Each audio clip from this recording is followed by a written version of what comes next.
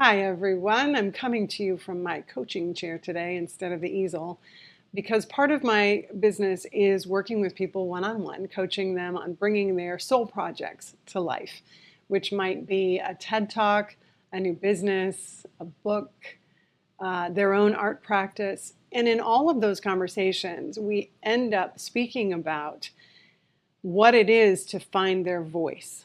Now, I've been coaching for a long time, so I know my style of doing things. It's been developed over a good period of time. But when I started painting, I did not know what my voice was. I did start with a reason for painting. It delighted me. It was a mental health move. It made me feel better in the midst of a very uncertain time during COVID. And yet, I thought that finding my voice meant that I had to choose a particular direction and medium and subject to be known for. That being known for delight wasn't enough. And I'm finding that that's not true. When I talk to clients, now I had an executive coaching business for 20 years.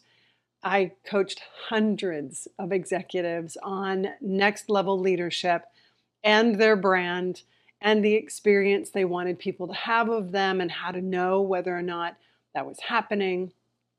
And that comes from an intention of how we want to show up in the world and therefore influence how we are experienced.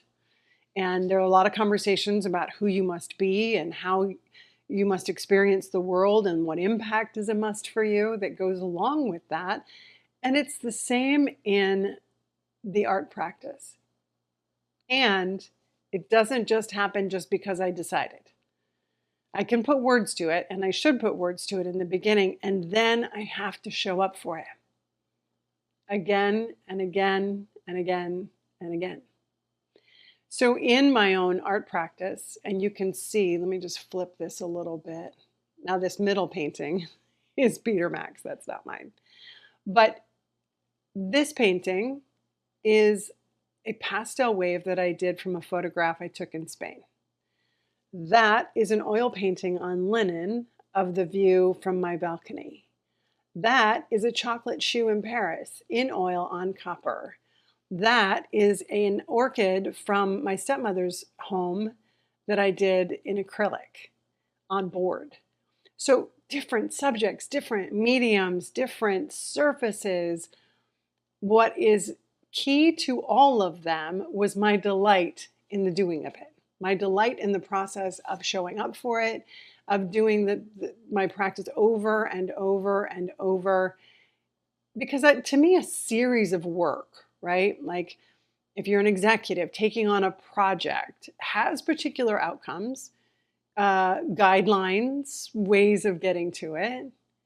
An art series, I'm doing a series of these still lifes, I'm doing a series of the florals, I'm doing a series of abstract paintings. Doesn't mean that whatever that series is the only thing I'm going to do forever and ever, amen. With my abstract series for the solo show that I'm doing in September, these shadowy figures showed up along with a bunch of symbols that mean something to me. I didn't really set out for that to happen, but when it did, I recognized it. I decided to go with that. That's not going to be what I do for the rest of my life.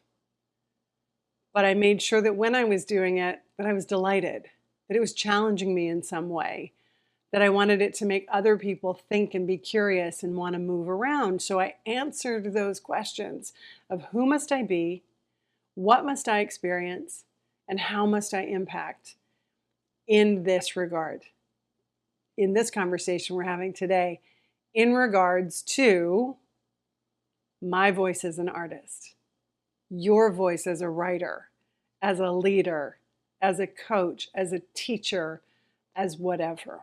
So I really encourage you, if you're stuck in trying to find your voice as though it's some elusive thing, it's in you. What are the words that speak to you of who you must be, what you must experience, how you must impact, and then how do you bring that to the subject of your work, of your soul project, of your art, whatever your art is. All right, I hope that's helpful as always.